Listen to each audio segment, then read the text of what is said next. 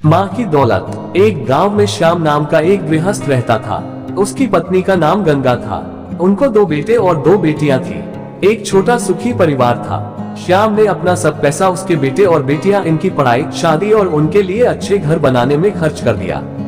श्याम के बेटे और बहुएं स्वार्थी थे। माँ बाप ने इतना सब किया था, फिर भी श्याम को अपने बेटे बहू के रहमो करम पर जीना पड़ रहा था। उन दोनों को बेटों और बहुओं से बहुत ज्यादा हीनता और अपमान का बर्ताव मिलता था। अचानक एक दिन श्याम की मृत्यु हो गई। वजह से वो बेचारा तो इस दर्द से मुक्त हो गए, पर गंगा मात्र अकेली रह गई। गंगा ऐसे ही उदास मनस्थिति में मंदिर गई। वहाँ उसे उनकी बचपन की सहेली शांता मिली। उसे देखकर उसे अच्छा लगा। गंगा को उदास देखकर शांता ने गंगा से उसके उदासी का कारण पूछा। गंगा ने अपने दुखी जीवन का सभी विवरण उसे बताया।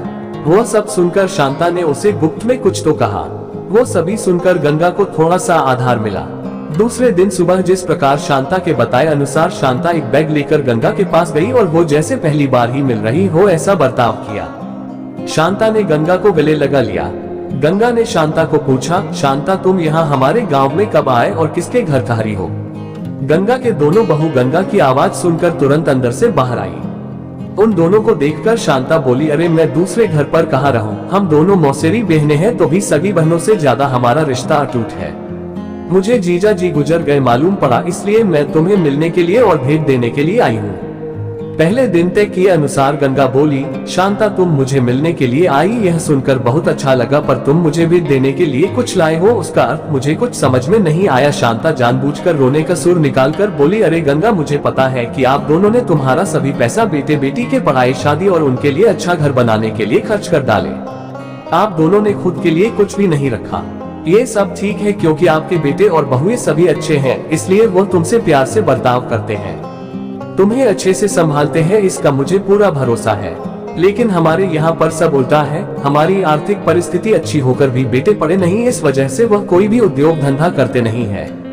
उनको सिर्फ बैठकर खाना आता है। अमीर है, इस वजह से उनकी शादी भी हो गई, परंतु उनकी पत्नियां हम दोनों का बार बार अपमान करती रहती है और मेरे बच्चे वह देखकर भी कुछ भी नहीं बोलते उन्हें। फिर शांता आंखें पोंछने का नाटक करती है और वह आगे बोली, अभी ऐसी परिस्थिति में हम दोनों को जीने की इच्छा भी नहीं होती और अब हमारी जिंदगी भी कितनी बची है। इसलिए मैंने तय किया कि मेरे पति का नजदीकी कोई भी नहीं है और तुम्हारे सिवाय मेरा कोई भी नहीं है। इसलिए सब पैसा बेटों को देने के बजाय तुम्हें आधे पैसे दे दूं।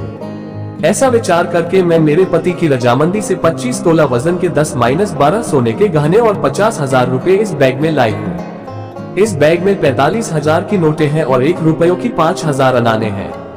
अभी तुम कुछ भी ना कहते हुए हमारा प्यार समझकर यह बैग और उसकी चाबी ले लो।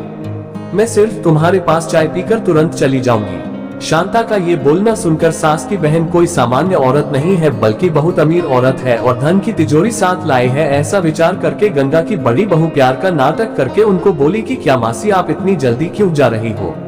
अभी आए हो तो रहो हमारे घर 2-4 दिन। आपके बेटे और बहू भी नई पीढ़ी के हैं, इस वजह से आप उनके तरफ ध्यान मत दीजिए। आप दोनों पति पत्नी ने आपका जीवन यशस्वी किया है, वैसे ही हमें भी उस बारे में मार्गदर्शन दिया तो अच्छा होगा और कैसे जीवन जीना है हमें भी समझ में आ जाएगा। तभी शांता उसे बोली, मेरे पति के दोस्त आज प्लेन से रात को 12 बजे हमारे घर आने वाले हैं, इस वजह से मुझे जाना होगा।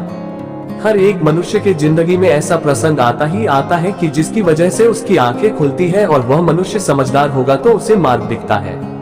ऐसा बोलकर शांता चाय पीकर वहां से चली गई। शांता के जाने के बाद गंगा के दोनों बेटे और बहुएं उससे बहुत अच्छा बर्ताव करने लगी, बहुत प्यार और देखभाल करने लगे।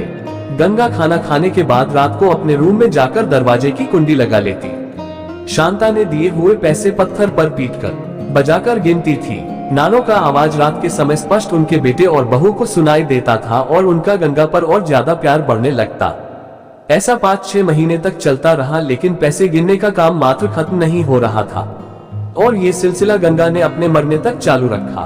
गंगा के आखिरी 6 साल खुशियों में बीते, परंतु एक दिन अचानक गंगा की मृत्यु हो गई।